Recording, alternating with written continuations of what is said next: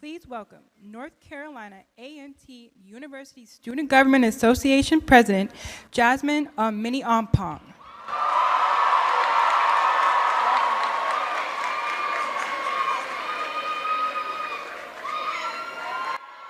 It's a Biggie beat.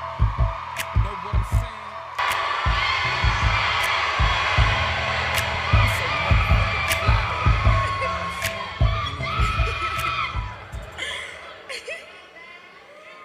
Ladies and gentlemen, distinguished guests, and fellow Aggies, I am Jasmine Ameniampung, and I serve as SGA President for this academic school year. I am so excited to welcome three very special guests to the Fight for Our Freedoms College Tour, and we are thankful to hear the discussion about fairness, freedom, and the right to an education. First, I'd like to introduce a former SGA president, Mr. Terrence J. His journey from our campus to his remarkable career inspires us all. This tour is not only a call to action, but urges us to engage and champion social justice and equality. Today, let's welcome Mr. Terrence J. back to our university and stand together in the fight for our freedoms. Thank you.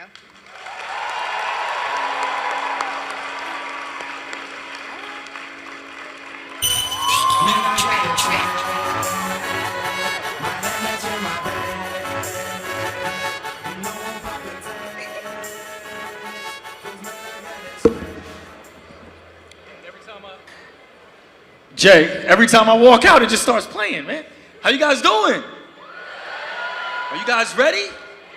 All right, I'll let you get back to work. Let's do this.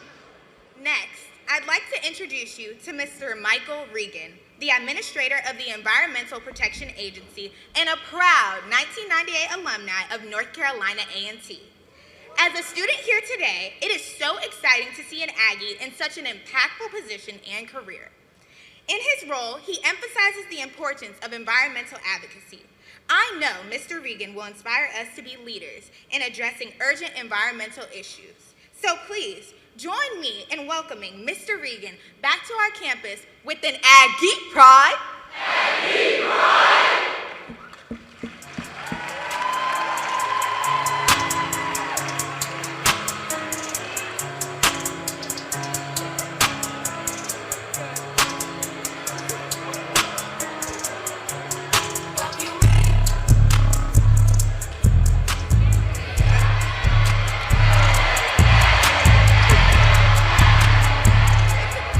Sorry, guys. So we're supposed to be professional today, guys. Mr. Chancellor, I'm sorry. I'm sorry, Mr. Chancellor. I'm sorry.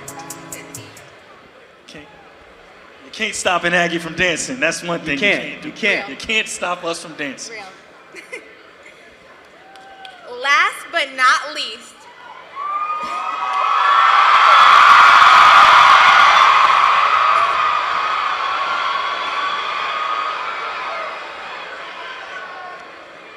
we did it, Aggies.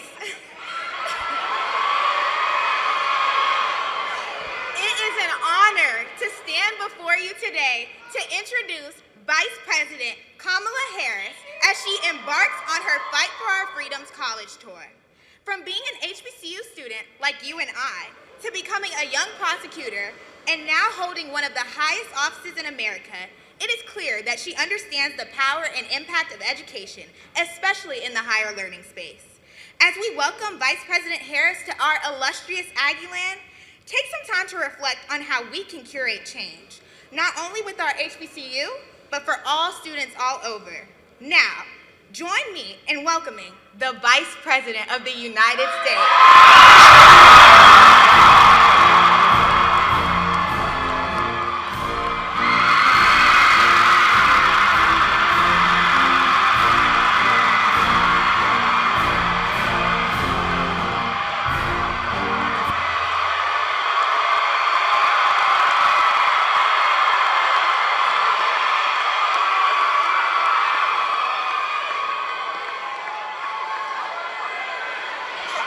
Hello, Aggies!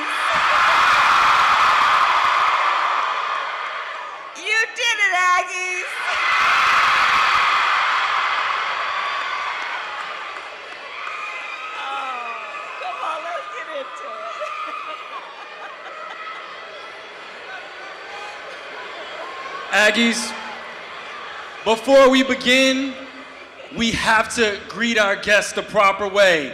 Can I get an Aggie pride? Aggie pride!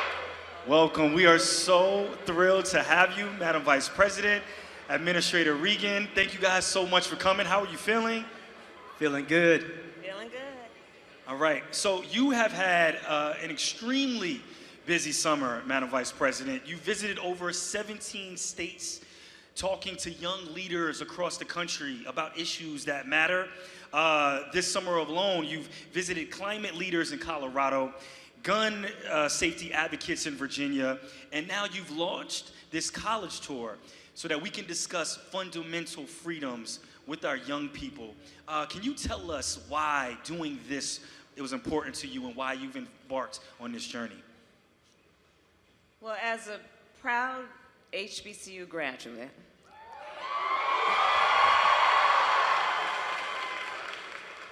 it was very important for me to start this tour at some of the most distinguished, exceptional higher education institutions in America, and that is why I'm here at A&T.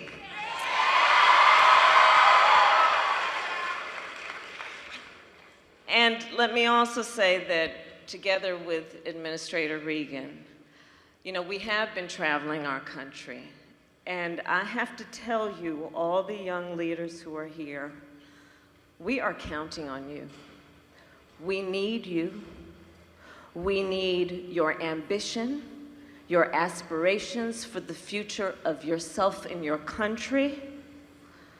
I strongly believe that you have already decided to be leaders. That is why you are here at this school. And as you continue in your role of leadership, you are going to make a fundamental and profound difference for the betterment of our entire country and the world. So I'm here on this tour to remind you of everything that you learn here, which is you stand on the shoulders of extraordinary Americans.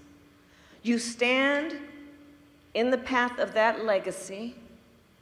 They held the baton for the time they had it, and then they passed it to us and to you.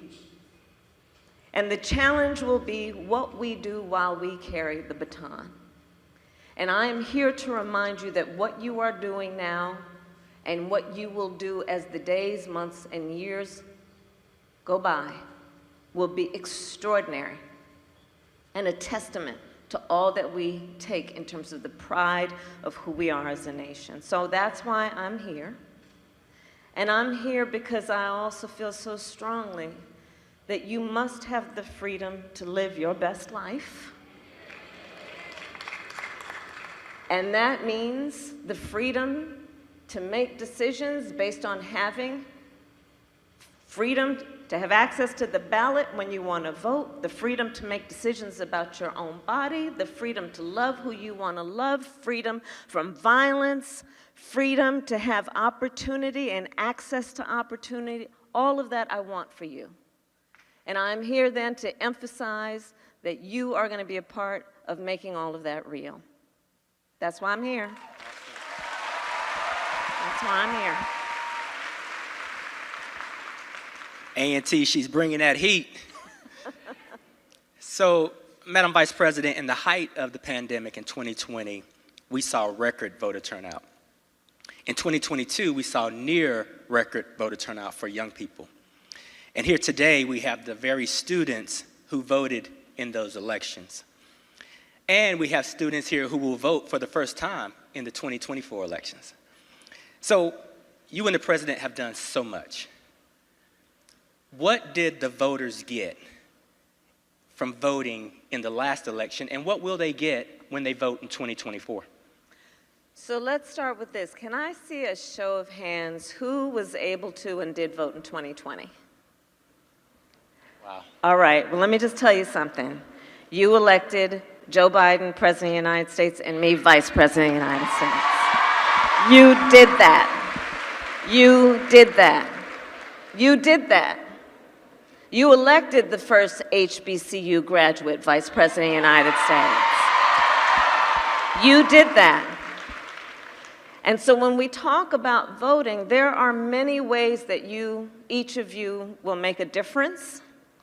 And that is one of the very important ways that you have already and will continue to make a difference. By seeing and knowing that your voice is your vote is your voice. And so when you went to vote, let's think about that in 2020. That was the height of a pandemic.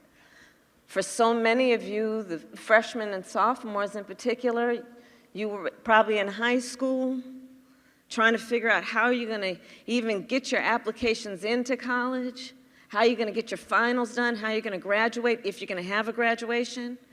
For those who are already in college, trying to figure out how you're going to graduate and where you're going to live and are the dorms going to be open. Our country faced so much hardship during the height of that pandemic, so much loss of life. People lost their jobs, loss of normalcy. And in spite of all of that, you all got out there and stood in line, filled out a ballot, early voted, dropped it in a drop box, and exercised what we learn at HBCUs, which is the importance of self-determination, to make sure you were heard. And as a result, in 2020, we had the highest young voter turnout in history. You all did that.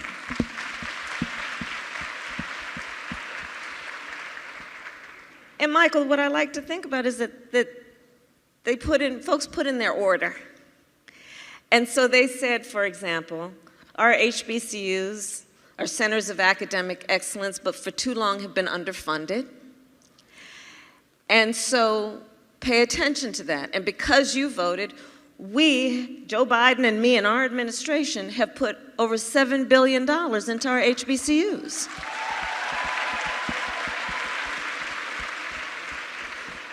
You all said, I'm going to vote because I know too many of the babies and too many of the communities in our country are drinking toxic water out of lead pipes. And it is time that is addressed because it is having an impact on their health and learning abilities. And because you voted, we are now in process, to a great deal because of Administrator Regan, in the process of eliminating all lead pipes in America. Because you voted and said during the height of the pandemic, it's not right that some people don't have access to or cannot afford high-speed internet. It is not a luxury, it is a necessity in life. And because you voted, we are now on the path to ensuring all families and individuals will have access and be able to afford high-speed internet. You voted and said, y'all got to deal with these student loans. Because especially we know for HBCU students, we're talking about a majority are on Pell Grants. Many are first in the family to go to college and should be able to study and not have to worry about whether they have to take a job based on their income alone versus what they want to do in terms of their passion. And so we have been reducing payments for student loans, and I'll say to the juniors and the seniors who are here, look up what we're doing. It's called SAVE, S-A-V, it's an acronym that is for the reduction of student loan payments to zero with zero interest if you come out of school making less than $30,000 a year, which for a lot of the types of jobs that are public interest would be in that salary range. So these are some of the many examples of why when you voted, it made a difference. Because be clear, you vote for something, but you got to also look at like who's on the ballot. And of the people who are on the ballot, who will best represent your needs. And the other thing then you would understand, and we all are experiencing every day out of Washington, D.C., is there are plenty of folks on the ballot who are not representing necessarily the needs of the leaders who are in this room. You know, it's surreal when you talk about voting and access. I voted for the first time right here in this room. I'm a proud graduate of North Carolina A&T, and the voting booths were set up, and I remember how proud I felt casting that ballot.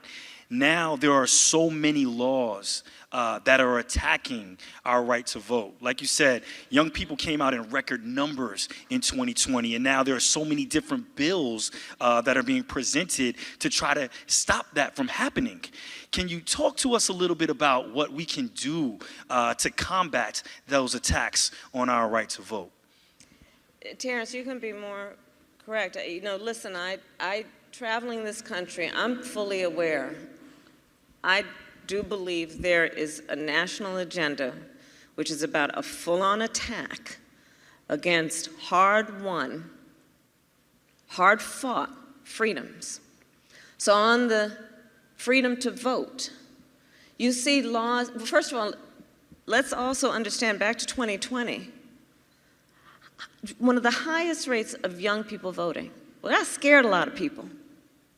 And so you saw almost immediately thereafter laws being proposed and passed, like the one in Georgia, that makes it against the law to give somebody food and water if they are standing in line to vote. The hypocrisy abounds, because, you know, by the way, what happened to love thy neighbor? Right? Laws like the ones that Governor Roy Cooper has been fighting against that would divide A&T into separate districts to dilute your power as a group to vote based on your collective interests. We are seeing laws that are being passed that would say that student IDs are not sufficient to prove your identity to vote, because when you all vote, it scares some folks.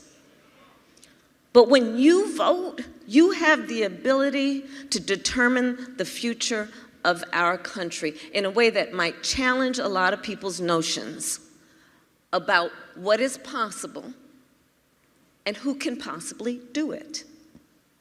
And so when we look at these attacks on voting, let's understand that there is an effort to make it more difficult for you to vote so that you don't vote. Not to mention those who would suggest that, oh, if you vote, it won't make a difference.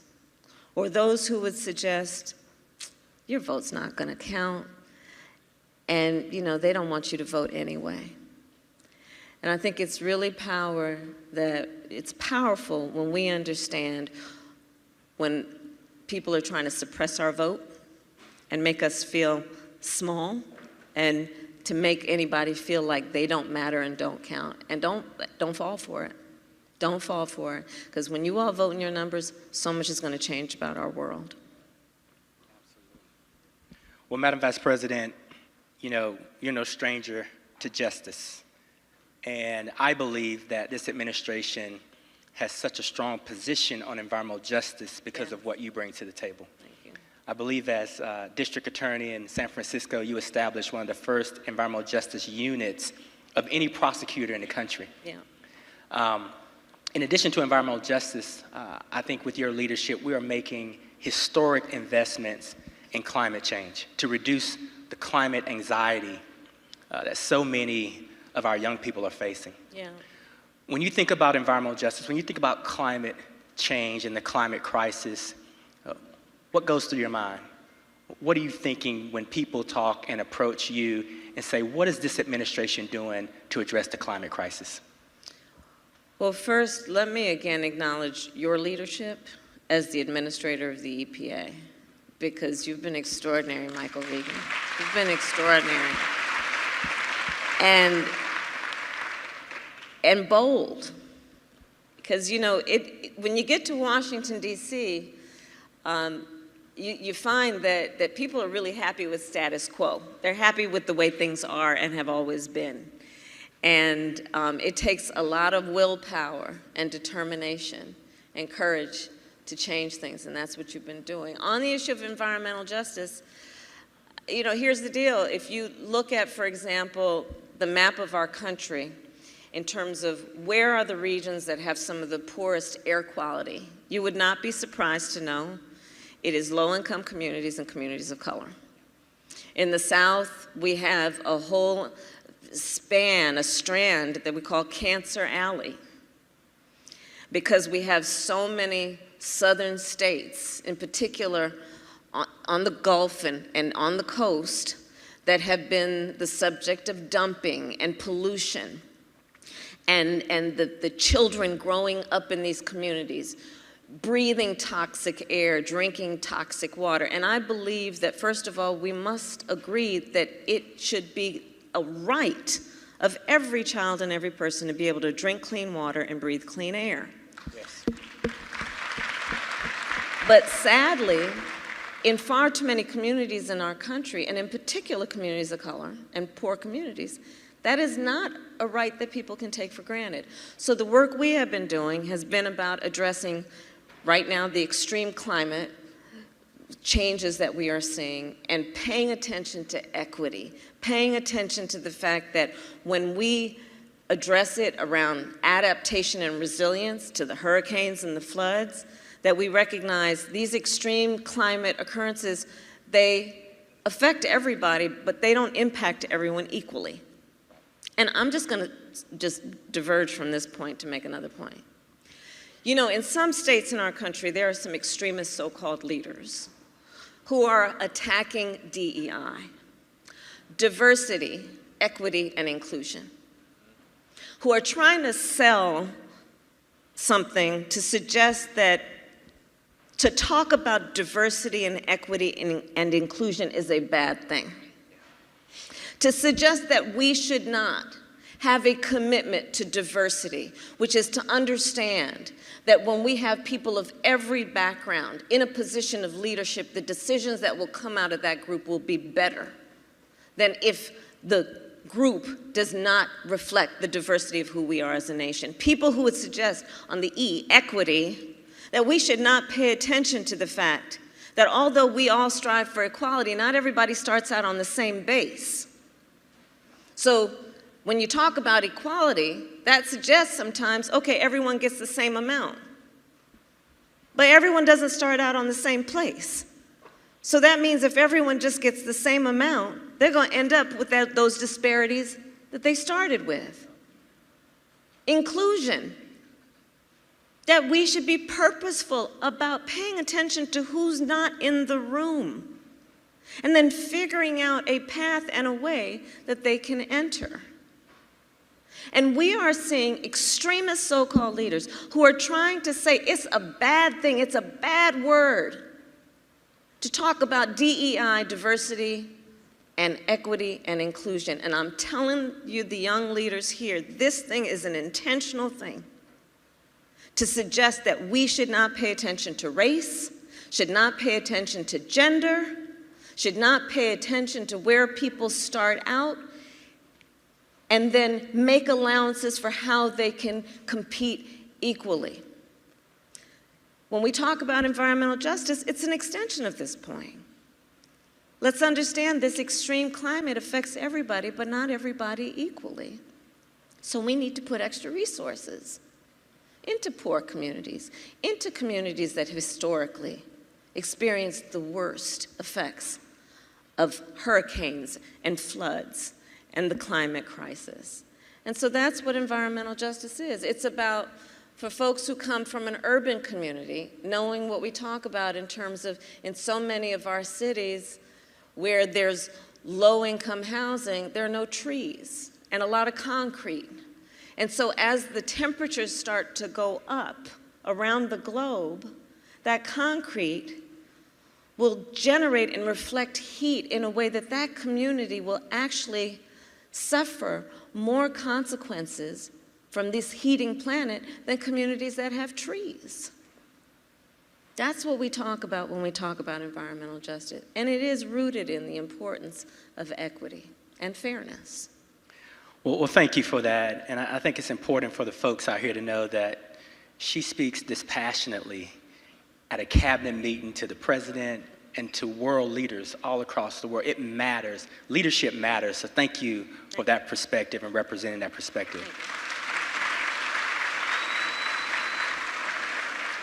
I want to build on it a little bit because we have Terrence, myself, and you, three proud HBCU graduates.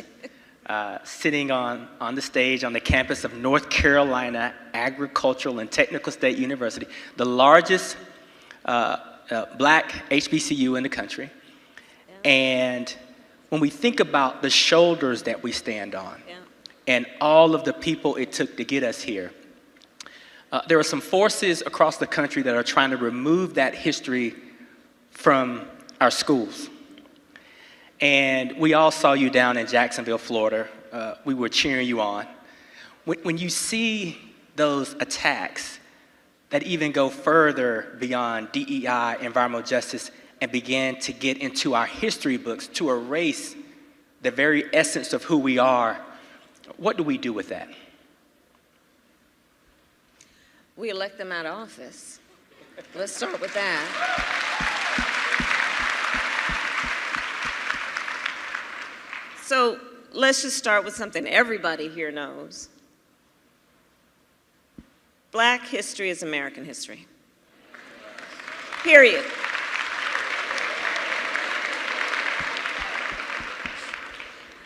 And America's full history must be taught.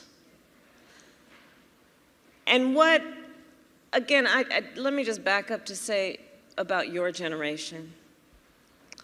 You all have been born at a time where in your whole entire life, you have known the climate crisis. In your whole life, you have known the significance of gun violence. In your lifetime, you have seen the Supreme Court take a constitutional right that has been recognized. And in your lifetime, there are people that are trying to turn the clock back in such a bold and unapologetic way to suggest that we should not teach America's full history. My godmother was one of the first people to start a Black Studies department at a school in California called San Francisco State. And that was back in the 60s. And we now see people who walk around talking about themselves as though they should be considered national leaders, suggesting that enslaved people benefited from slavery.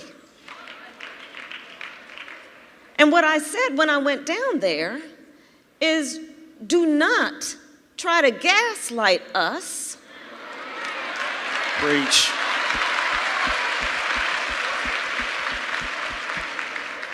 As you insult us.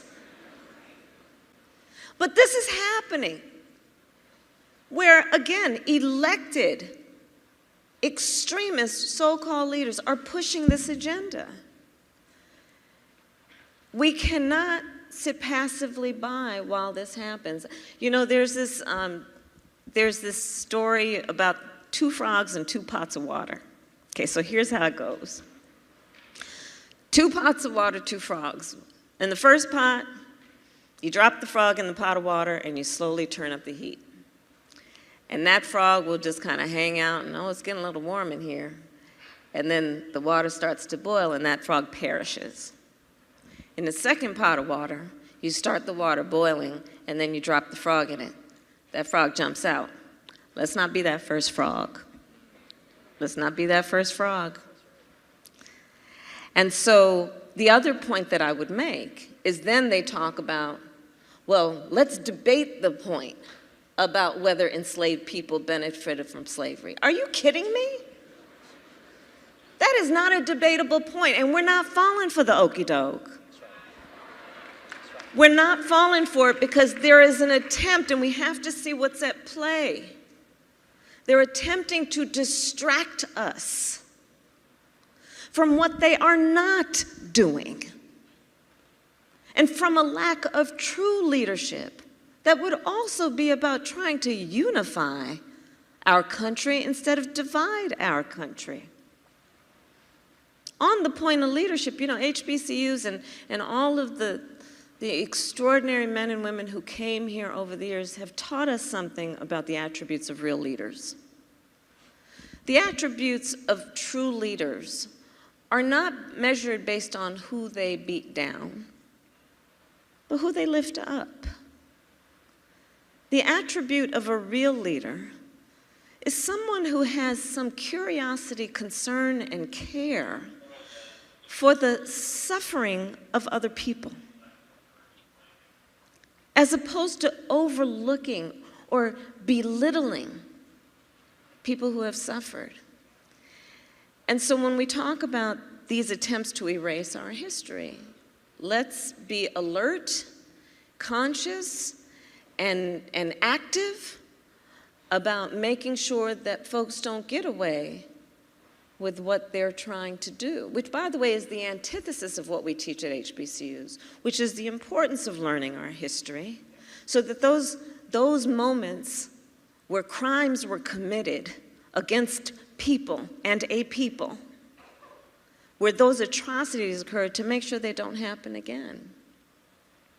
Absolutely. Well, one of the best parts of this tour is the fact that it's not just about talking, it's about listening and having that dialogue as well. And so you wanted to talk directly to the students. We have some students with some incredible questions. So I want to open it up first to, do I have a Charles Anthony Woodfork here? Where are you?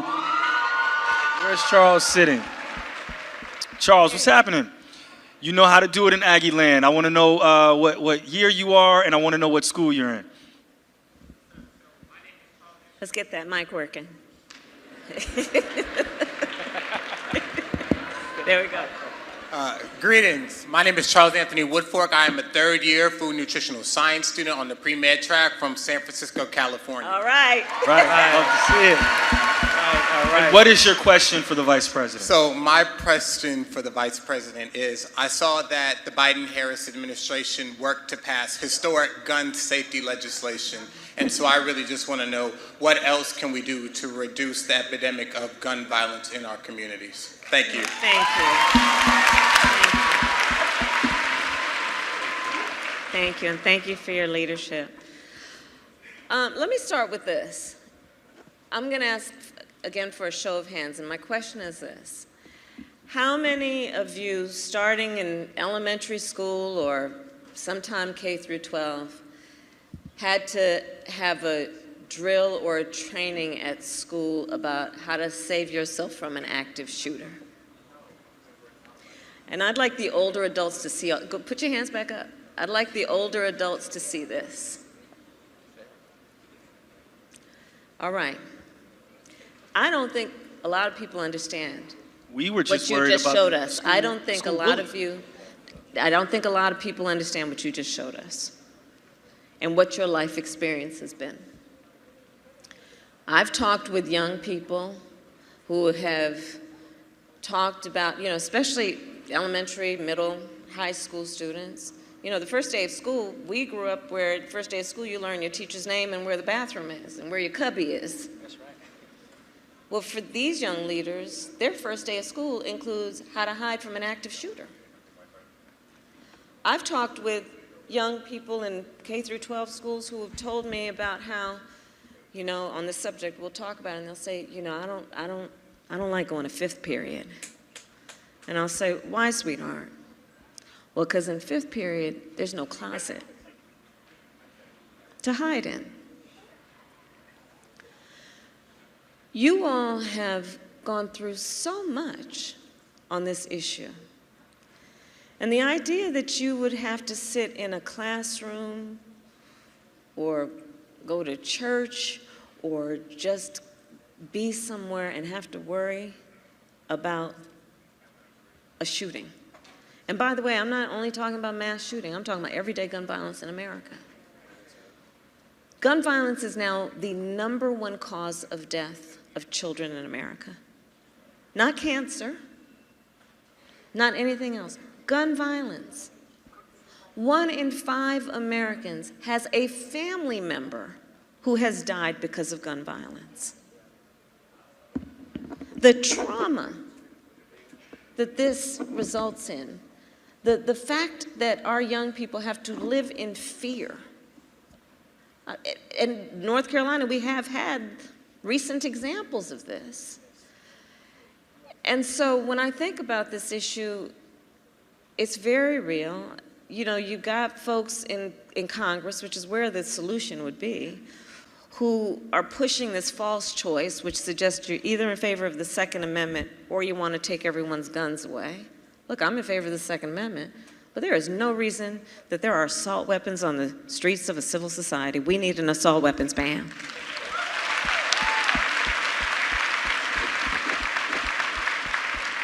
Assault weapons were literally designed to kill a lot of human beings quickly. It is reasonable to say we have background checks because you just might want to know before someone can buy a gun if they've been found to be a danger to themselves or others. You just might want to know. These are reasonable laws. So the president and I have been able to put in place the first in 30 years of reasonable gun safety laws, but we need to do more, and that means we need the people in Congress to have the courage to act. And again, I say, and I'm going to repeat myself on this, when you all vote in your numbers, this is going to be handled. This is going to be handled. We need an assault weapons ban. We need universal background checks. We need red flag laws as very important steps that don't require a lot of creativity to figure out that it actually is part of the solution. Yeah, and like we talked about yesterday, it's not just about voting for the presidential elections. Those state elections, those elections every 2 years, very, very important. Yes, so please right. make sure you continuously exercise your right to vote. Very important. Next question, Kylie Rice. Kylie Rice. Okay. Hi, good afternoon, Madam Vice President. I am Kylie Rice. I'm a junior honors political science student here. And my question for you is, considering decisions are being made to obstruct our reproductive rights as women, what steps as college individuals can or should we take in advancing our personal opinions, especially when they're not accepted in higher spaces?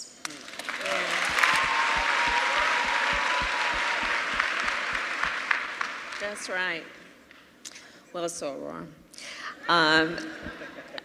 Listen, again, in your lifetimes, the highest court in our land just took a constitutional right that had been recognized from the people of America, from the women of America. You all will know fewer rights than your mother or grandmother. And what are we talking about? Well, first of all, on this issue, which is access to abortion, let us all agree. One does not have to abandon their faith or deeply held beliefs to agree. The government should not be telling her what to do with her body.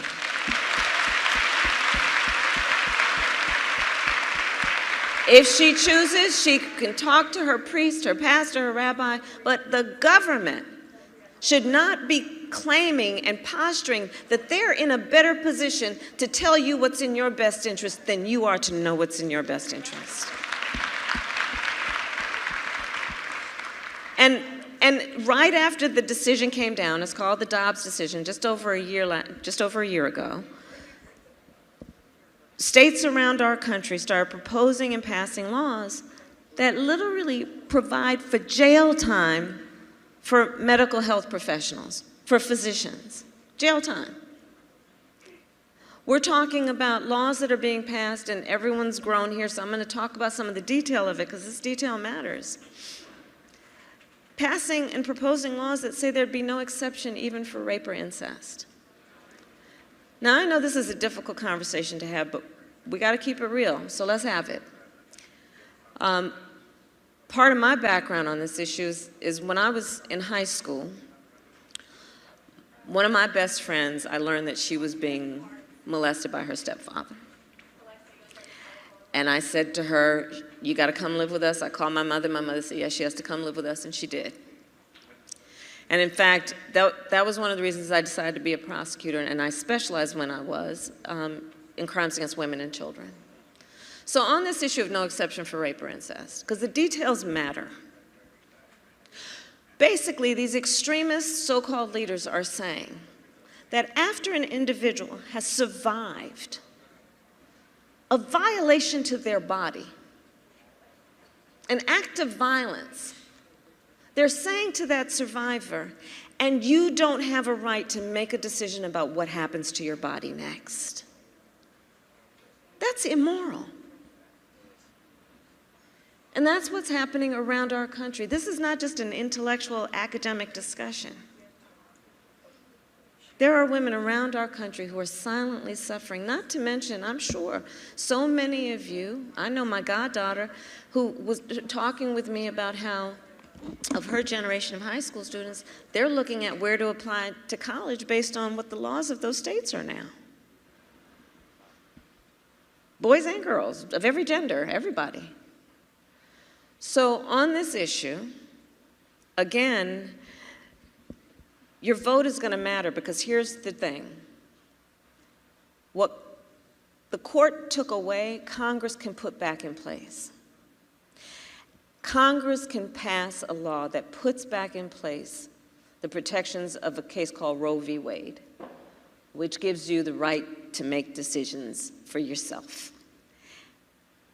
Congress can put that back in place. So we need to make sure that in this upcoming election in November, we send people to Congress who agree that they have a right to their personal opinion about it, but they should not be telling other people what to do with their body.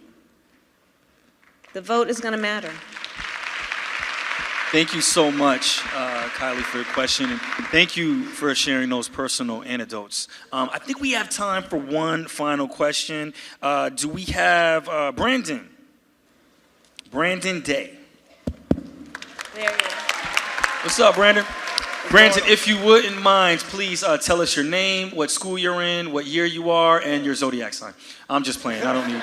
It's all right. I don't need the zodiac, but the rest. Good afternoon. I am Brandon Day, a fifth-year supply chain management and agricultural business student here from Burlington, North Carolina. All right. And my question for you is, what measures do you support to combat environmental racism and its impact on vulnerable populations? Yeah.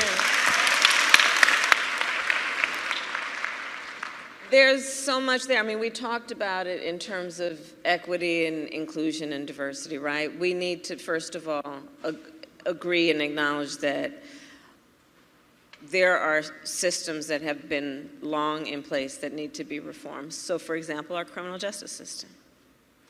And the work that we need to do to recognize the disparities that exist there, the disparities that exist both in terms of the cause and the effect. There is the work that we need to do that is about fighting against policies that are now rolling out after the court took away affirmative action, which again is about a denial of America's history. And in fact, I would encourage everybody who's interested to read the opinion of Ketanji Brown Jackson, Justice Ketanji Brown Jackson, who in that case laid out so brilliantly the history of racism in America and how that has had consequences on public health, public education, who has access to capital, the criminal justice system, and on and on. So these are some of the issues that we need to address. And then there is, in terms of, Michael, some of the work that you're doing, and you want to talk about that? Yeah, I think I'm very proud that the Vice President and the President have decided to just attack structural racism head on and not be afraid.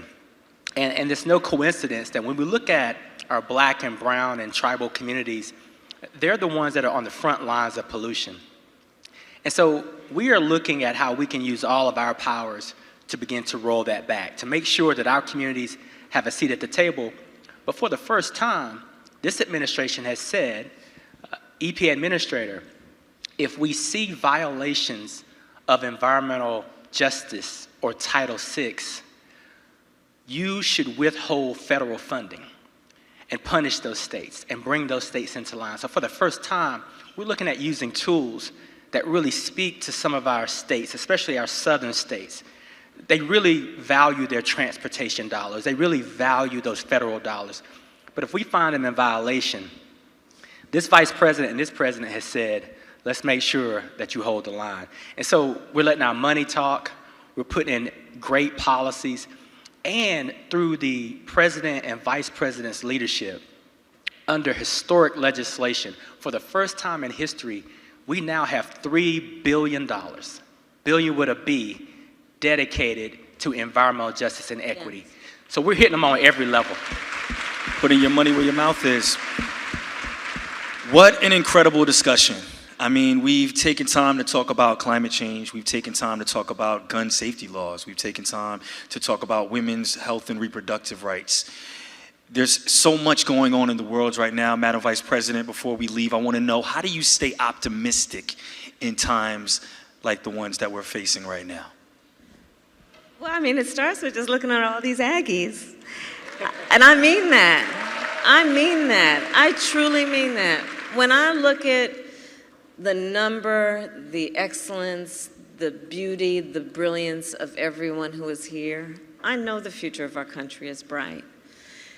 And I would just say to you that what I want for you is that you have the freedom to live your best life.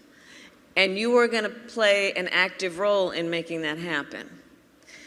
And I would also say to you that you are going to have many experiences, you probably already had some, where people are going to tell you what is not possible and what cannot be done. And I am here to tell you, don't you listen. Don't you listen. Don't you hear no. Don't hear no. I eat no for breakfast.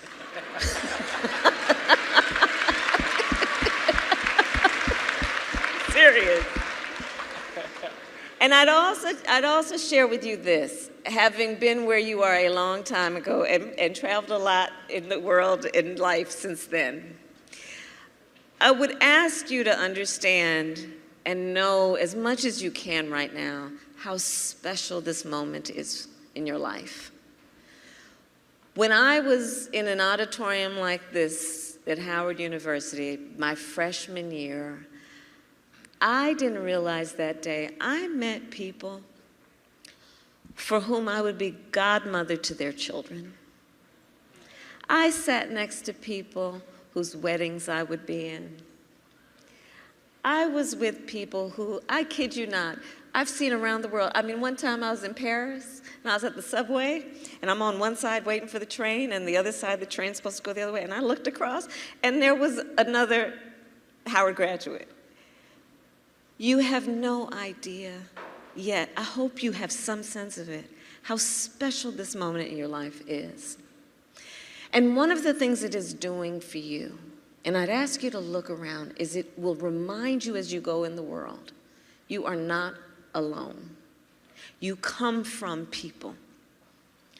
Because in your life, you're going to have many times when you're going to walk in a boardroom, a courtroom, a meeting room, and you're going to be the only one that looks like you or has had your life experience.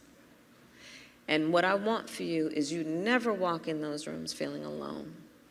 That you remember a moment like this to know that when you walk in those rooms, we all walk in that room with you, cheering you on, and expecting that you will carry the voice of all who are not in that room but are counting on your leadership. You were born to lead. That's why you're all here right now. And so just get out there, own your power, tell your truth right now, because your country needs you. And I say that as Vice President of the United States. Thank you. Well, you guys are not alone as you go out into the world, but Madam Vice President, we want you to know we got your back as well. Thank you so much. One more time, Aggie Pride, Aggie Pride. And of course, we have to end this college tour off the right way, if you wouldn't mind. Let's take a selfie. Don't worry, we're gonna do three. We're gonna do three. We got it.